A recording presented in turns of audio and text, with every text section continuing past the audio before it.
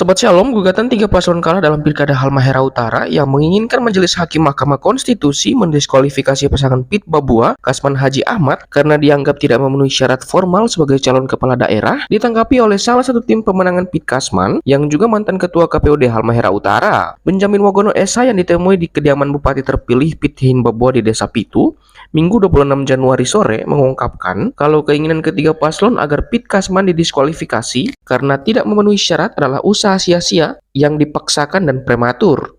Kalau kita lihat dari gugatan dari pasangan 01-02-03, memang jelas kalau kita melihat secara detail dan yang sebenarnya, memang ini prasyarat untuk ambang batas 2%.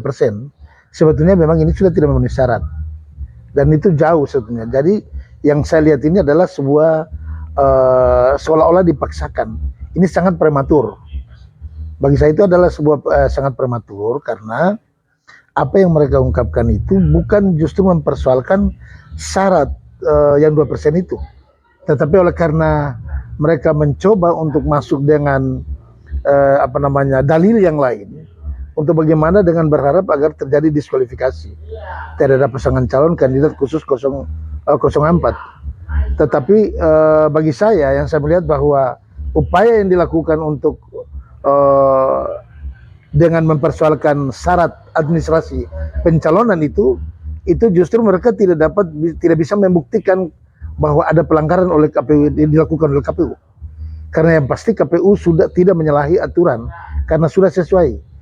Karena 04 memiliki surat SKCK yang dikeluarkan oleh kepolisian dan catatan tidak pernah dihukum oleh pengadilan.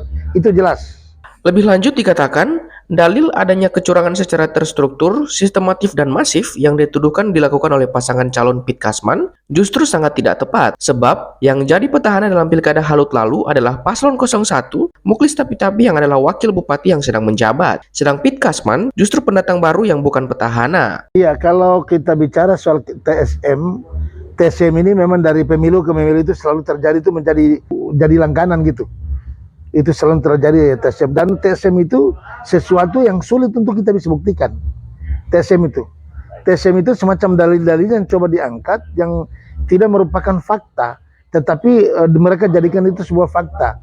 Kita contohkan kalau kita bicara terstruktur, itu berarti secara keseluruhan dari tingkat pelanggaran tingkat atas sampai di bawah itu sudah ada komunikasi di antara beberapa organisasi atau lembaga atau orang-orang tertentu yang mereka membangun kesepakatan. Kemudian sistematis. Kita bicara sistematis di sana ada semacam kesepakatan melakukan kejahatan terhadap pemilu. Itu. Apakah itu ada bukti? Tidak. Lalu kemudian masif. Masif ada pelanggaran yang dilakukan secara masif yang bisa lebih dari 50%. Dan ini saya sendiri tidak melihat soal itu. Justru tuduhan yang mereka lakukan atau dalil-dalil mereka sampaikan itu tidak sesuai dengan fakta. Karena incumbent itu adalah di 01 justru. Jadi kalau membangun komunikasi, membangun secara terstruktur, sistematis dan masif, itu mereka bisa lakukan. Tetapi tidak mungkin 04 yang merupakan pendatang baru, lalu kemudian dia tidak punya kewenangan terhadap pemerintahan yang ada untuk mengatur segala sesuatu. Itu saya kira sulit untuk bisa dilakukan, mungkin demikian. Sebagai orang yang pernah cukup lama berkecimpung sebagai komisioner KPUD Halmahera Utara, setelah mendengar isi gugatan ketiga paslon serta mendengar penjelasan dan jawaban pihak termohon KPUD dan Bawaslu, serta dari pihak-pihak terkait, Benjamin Wagono sangat yakin gugatan ketiga paslon pasti ditolak dan Pit Kasman yang akan dilantik sebagai Bupati dan Wakil Bupati Halmahera Utara. Kita lihat kalau apa yang mereka harapkan dari 01, 02, 03 sebagai penggugat yang mendalilkan berbagai persoalan yang diangkat itu, yang tidak memenuhi persyaratan itu, justru yang mereka harapkan akan didiskualifikasi, justru ini saya mengatakan bahwa mereka yang justru. Maka terjadi diskualifikasi, justru mereka punya gugatan. Kandidat misal itu akan lahir. Dan saya pastikan bahwa dalil dan gugatan mereka itu tidak bisa diterima, ditolak. Karena mereka sendiri tidak bisa membuktikan apa yang menjadi dalil mereka, apa yang menjadi upaya mereka, karena satu hal, syarat utama itu tidak terpenuhi, yaitu tidak mencapai ambang batas yang 2% itu. Itu yang syarat utama yang paling pokok adalah itu. Itu hal yang paling prinsip dan paling mendasar. Oleh sebab itu Mahkamah Konstitusi dalam hal ini pasti menolak atas gugatan yang mereka ajukan oleh 3 pasangan calon. Saya pastikan bahwa Pit Hein Babua akan dilantik sesuai dengan waktu yang sudah ditentukan setelah pasca penetapan Mahkamah Konstitusi. Mungkin demikian. Dari Radio Shalom FM 90,2 MHz, Ganesar Kavons dan Labi melaporkan untuk Shalom News. Jangan lupa like, komen, dan subscribe channel kami supaya tidak ketinggalan berita terbaru kami.